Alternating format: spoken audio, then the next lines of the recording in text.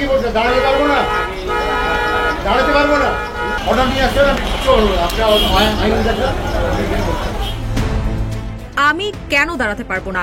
কর্তৃপক্ষকে বলছে দাঁড়াতে পারবো না, অর্ডার দেখান। খামাখা সিন ক্রিয়েট করছেন কেন? অর্ডার নিয়ে আসেন, আমি বসে পড়বো। 27 অক্টোবর ঢাকা মহানগর দায়রা জজ আদালতের সামনে প্রিজন ভ্যানে দাঁড়িয়ে থাকা নিয়ে এক পুলিশ সদস্যের সঙ্গে এভাবেই বাকবিতণ্ডায় জড়ান সাবেক তথ্যমন্ত্রী ও জাসদ সভাপতি হাসানুল হক ইনু।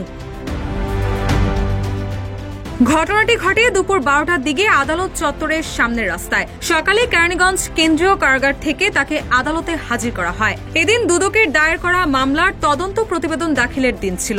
তবে দুদক প্রতিবেদন দাখিল করতে না পারায় আদালতের বিচারক সাব্বির ফয়েজ আগামী 2 ফেব্রুয়ারি নতুন তারিখ নির্ধারণ করেন।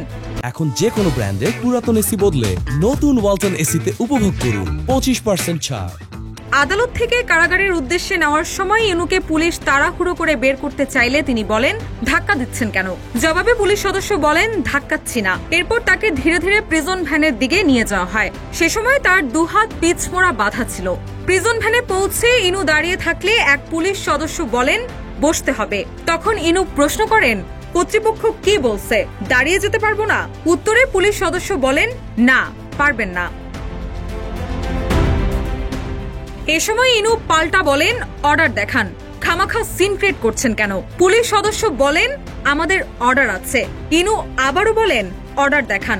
এরপর পুলিশ সদস্য সরে যান এবং দেখা যায় ইনু প্রিজন ভ্যানে লোহার রড ধরে দাঁড়িয়ে আছেন। এদিকে দুদকের তদন্তে জানা যায় ইনুর 4টি ব্যাংক হিসাবে মোট 11,88,16,019 টাকার সন্দেহজনক লেনদেন পাওয়া গেছে।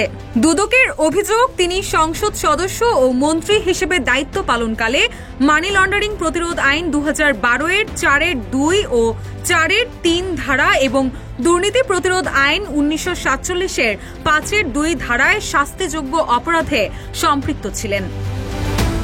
রুশা সুর, নিউজ ডেস্ক, ইত্তেফাক।